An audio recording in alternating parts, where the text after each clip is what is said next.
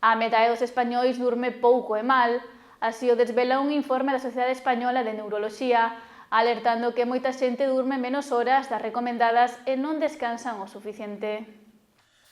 Mal sono e pouco descanso. Ese é o balance da Sociedade Española de Neuroloxía sobre as horas de sono no país. Un estudo recente amosa que o 54% dos españois durmen menos horas das recomendadas e que o 48% non ten un sono de calidade. Un descanso que non é eficiente nos españois. O tempo ou o uso excesivo das pantallas son algunhas das cousas que percibe a poboación.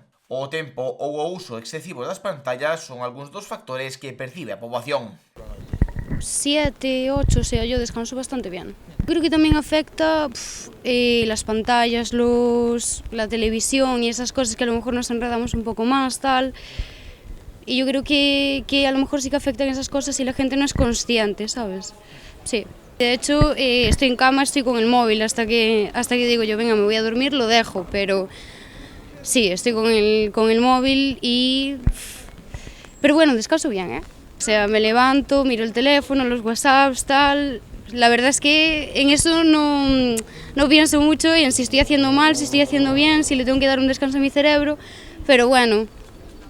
Ahora mismo supoño polo frío e todo eso. Aquí vivimos en Galicia e aquí na costa, humedad e cala. Ese é o que hai agora todo. Están hasta a deshora co teléfono e pois o sono vaise que non ven. Porque agora poñense a mirar tamén a televisión hasta a deshora. E depois queren apurar porque ven o día e non lle dá tempo. Ante esta situación, un dos remedios máis extendidos é a siesta. Moita xente opta por deitarse un tempo despois de comer. Iso sí, sen descoidar moito o reloxo para non dormir toda a tarde. Non, normalmente eu non. Teño que estar moi cansada ou levantarme moi cedo, pero si non. Si estou cansada, si, préstame. Pero siestas pequenas, as grandes non. Depois de comer, vir un pouco a tele, durmo unha oriña e arriba.